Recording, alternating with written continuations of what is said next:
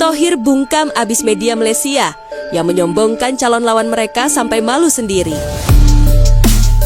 Patrick Kluivert panggil satu lagi pemain berbakat. Dan kabar gembira, Mesa Hilgers dan Cavendish sama-sama akan segera hadir di tanah air. Selengkapnya hanya di Razen Champion. Sebelum kita membahas beritanya lebih lanjut, ada baiknya kita memberikan like ke video ini, karena like itu gratis. Terima kasih ya atas kesediaan kalian.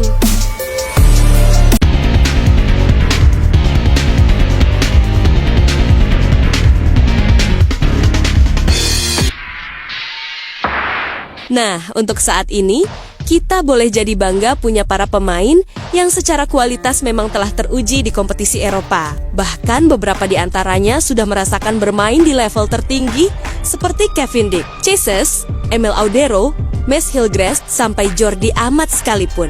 Tentu saja melihat sikon yang ada wajar jika para rival dari ASEAN merasa iri, terutama Malaysia, yang biar gimana pun adalah rival paling bebuyutan kita. Nah, baru-baru ini, sebagaimana dikutip dari OneFootball, kalau jeda FIFA Matchday nanti, Malaysia akan menghadapi Cape Verde. Sebelum nantinya mereka akan main melawan Vietnam di kualifikasi Piala Asia ke-2027. Nah, yang bikin rame, so pasti respon netizen di sana yang menyindir jika mereka emang gak perlu uji coba lawan Indonesia, karena terbukti mereka bisa cari lawan yang ranking FIFA-nya ada di atas tim Garuda, yang mana Cape Verde sendiri kini ada di peringkat 72 FIFA. Namun, bukannya dapat validasi, yang ada mereka justru dibuat malu. Nah, sebab Indonesia sendiri sejatinya udah sering atau sedang dapat lawan rankingnya bahkan di atas Cape Verde. Tapi kita nggak perlu seberisik itu.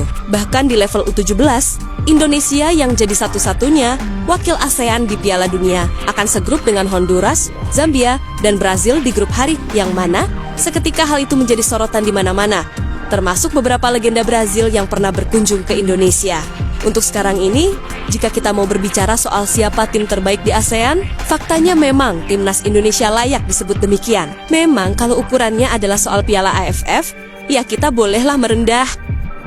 Tapi jika dilihat dari sisi kualitas individu serta harga pasar, ya tim Garuda memang layak disebut sebagai yang terbaik. Bahkan di level Asia aja, nilai pasar Indonesia ada di posisi 10 besar dengan nilai 600 miliaran. Dan jangan lupa, beberapa pemain timnas Indonesia juga sudah berpengalaman mentas di top level. Emil Audero, Jay Itzes, Cavendish, Mes Hilgers, sampai Jordi Amat sekalipun adalah nama-nama yang udah sangat tahu rasanya main di level tertinggi. Lalu dari sisi prestasi, dalam kurun waktu 2 tahunan terakhir, Indonesia bisa dibilang cukup mendominasi. Di level senior, tim Garuda jadi wakil ASEAN pertama yang punya probabilitas lolos ke Piala Dunia paling besar. Dan dengan 9 poin yang ada sekarang, yang menjadikan Indonesia sebagai wakil ASEAN pertama yang mampu meraih poin tertinggi. Serta untuk Piala ASEAN 2027 nanti, Indonesia jadi wakil ASEAN pertama yang langsung lolos tanpa harus kualifikasi. Nggak cukup sampai di situ.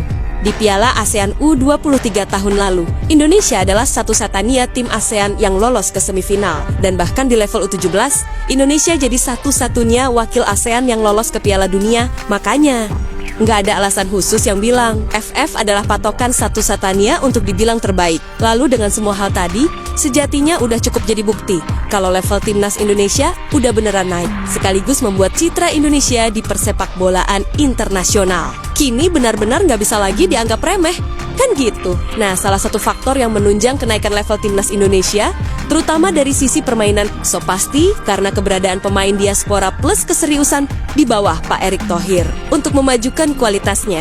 Pak Liga dan Pembinaan, walaupun untuk urusan yang satu ini harus lebih sabar, karena ya emang nggak gampang gitu loh, mengingat SDM daya manusia kita ini gimana. Dan semisal Indonesia lolos ke round 4, pastilah apapun bakal dilakukan untuk bisa tembus ke Piala Dunia. Kan gitu? Yep, melihat fakta-fakta tadi, so pasti yang namanya tetangga, pasti ada aja yang sirik. Dan Malaysia bukan rahasia lagi.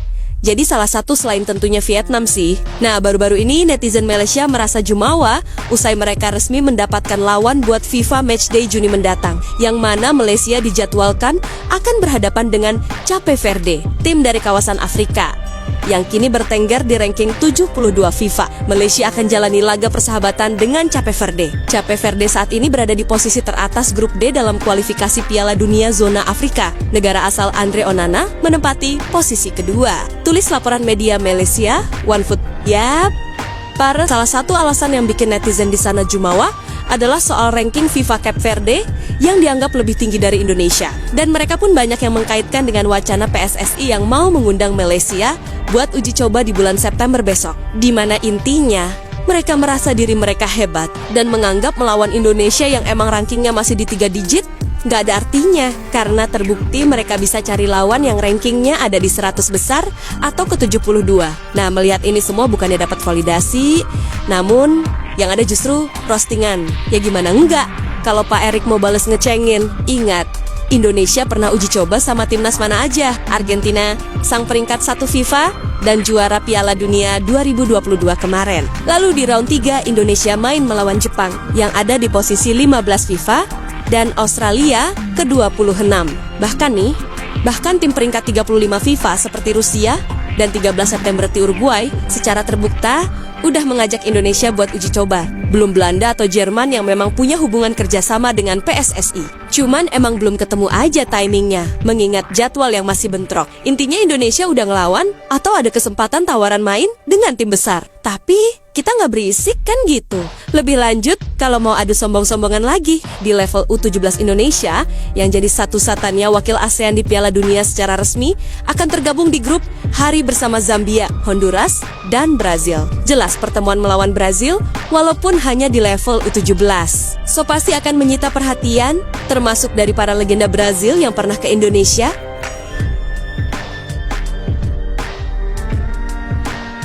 Sebanyak 23 pemain timnas Indonesia sudah gabung pengusahaan latihan TC di Bali. Sementara itu, 9 pemain lainnya segera menyusul. Kabar mengejutkan datang dari pengusahaan latihan atau TC Timnas Indonesia yang dipimpin Patrick Kluivert di Bali. TC baru sehari digelar, Kluivert mengubah susunan pemain timnas yang diproyeksikan. Menghadapi Cina dan Jepang di kualifikasi Piala Dunia 2026 zona Asia, Patrick sebelumnya sudah memanggil 32 pemain untuk melaksanakan pengusahaan latihan atau TC sebagai persiapan jelang turun di putaran ketiga kualifikasi Piala Dunia 2026 zona Asia. Namun, satu nama, yaitu Septian Bagaskara, harus dicoret dan bekam muncul sebagai pemain terakhir yang dipanggil. Patrick Kluivert menjelaskan bahwa kondisi Septian Bagaskara tidak memungkinkan untuk bergabung ke TC Timnas. Septian mengalami cedera saat pertandingan Dewa United melawan Persis Solo dan hanya bermain selama 45 menit di lapangan. Pada laga pembungkas melawan PSBS Biak, namanya tidak masuk dalam tim. Sebenarnya tidak juga, karena Septian Bagaskara tidak bisa ikut karena cedera, kata Patrick Kluivert dilansir bolosport.com dari kanal YouTube Timnas Indonesia. Pelatih berusia 48 tahun ini akhirnya memilih bekam putra untuk masuk ke dalam tim. Dia bangga bisa menyambut saham pemain dan diharapkan segera merapat. Namanya bekam putra. Saya senang menyambutnya di Timnas. Terangnya, Bekam menjadi sosok yang penting di Timnas untuk laga melawan Cina dan Jepang. Kecepatannya dan kemampuan dalam melakukan tusukan akan sangat penting di lini serang Timnas. Selain itu, dia bisa bertugas di beberapa posisi yang membuatnya menjadi opsi menarik saat ini. Tim pelatih menilai bahwa pemain layak mendapatkan panggilan kali ini. Posisi yang dia mainkan adalah posisi yang sangat krusial. Dia bisa bermain sangat baik di antara lini. Terangnya, Patrick menambahkan, musim ini pemain kelahiran Bandung tersebut mampu menunjukkan penampilan yang solid.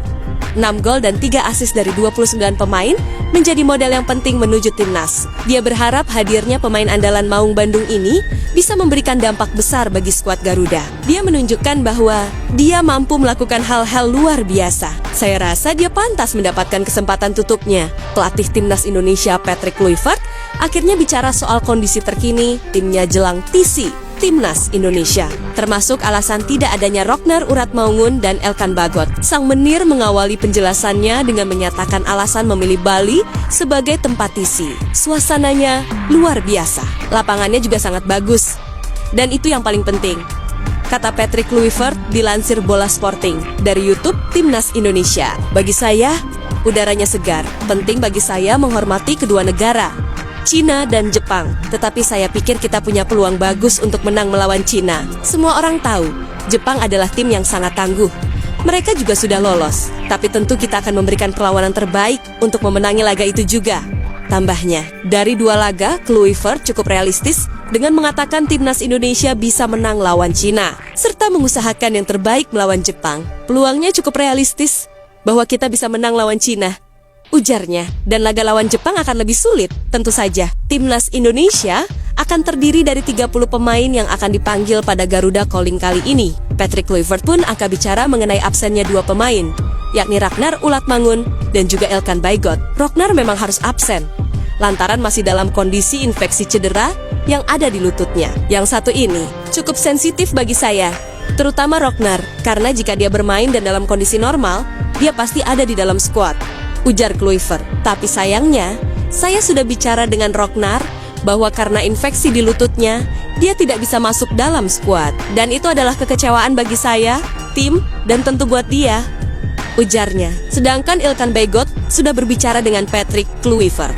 bila dirinya masih tidak ingin dipanggil dulu karena fokus di klub. Soal Elkan Baigot, saya sudah bicara dengan sebelum laga kualifikasi lawan Australia dan Bahrain, ujarnya. Dan dia bilang, dia takut kehilangan posisi di klub tempat dia bermain. Jadi, dia memilih untuk tidak dipanggil. Itulah mengapa saya memilih tidak memanggil. Dan sekarang sudah ada pemain di posisinya yang tampil baik. Dan mereka juga punya kesempatan untuk membuktikan diri bahwa mereka mampu bermain di timnas Indonesia. Tambahnya, Mithil Gars bergabung dengan pengusahaan latihan atau timnas Indonesia dengan penuh emosi. Dia masih menyimpan rasa sakit hati setelah klubnya FC20 gagal mendapatkan tiket Liga Konferensi Eropa. FC20 menelan kekalahan 2-3 dari AS Alkmaar pada final playoff di Stadion Avas, Alkmaar, Belanda pada Minggu 25 Mei malam waktu Indonesia Barat. Hasil itu sekaligus membuat Hilgers dan kolega gagal bermain di kompetisi Eropa untuk musim depan. Usai laga, Hilgers mengaku cukup kecewa karena gagal membawa FC20 meraih kemenangan. Namun, dia tidak ingin larut terlalu lama dan langsung mengalihkan fokusnya ke tugas negara membela timnas Indonesia. Tidak banyak yang dikatakan. Singkatnya, emosinya begitu tinggi sehingga kami merasa lebih baik untuk tidak banyak berbicara, kata Hilgers. Dikutip dari kanal YouTube Football Premier pada Senin, sekarang kami punya waktu untuk diri sendiri. Setidaknya sebagian besar pemain dan saya harus langsung pergi ke Indonesia. Terang dia, kemungkinan soal laga melawan AS Alkmaar adalah pertandingan terakhirnya bersama FC20. Pasalnya, masa depan dia memang masih abu-abu di tengah kontraknya yang akan berakhir pada Juni tahun 2026. Itu kemungkinan memang ada, bahwa ini pertandingan terakhir saya. Tapi saya tidak tahu. Itu selalu jadi pertanyaan. Setiap musim panas, selalu ada spekulasi, ujar Hilgers. Miss Hilgers dicari dari skuad timnas Indonesia versus Bahrain. Ya, bak berusia 24 tahun itu menyesal tidak bisa mengantarkan FC20 menang. Namun menurut Hilgers, di Tukers, julukan FC20 punya peluang besar untuk mengalahkan AS Alkmaar di laga tersebut. Tapi jujur saja, itu bukan hal yang saya pikirkan sekarang. Saya ingin menutup musim ini dengan baik. Tapi kemudian kami kalah di pertandingan penentuan ini. Padahal kami seharusnya tidak kalah dari AS Alkmaar, tuturnya. Menurut saya, mereka sangat gugup di babak pertama membuat banyak kesalahan di lini belakang. Dan kami tidak bisa membiarkan itu begitu saja. Rasanya menyakitkan. Dan ya, saya tidak punya banyak lagi yang bisa saya katakan, tambah Hilgers.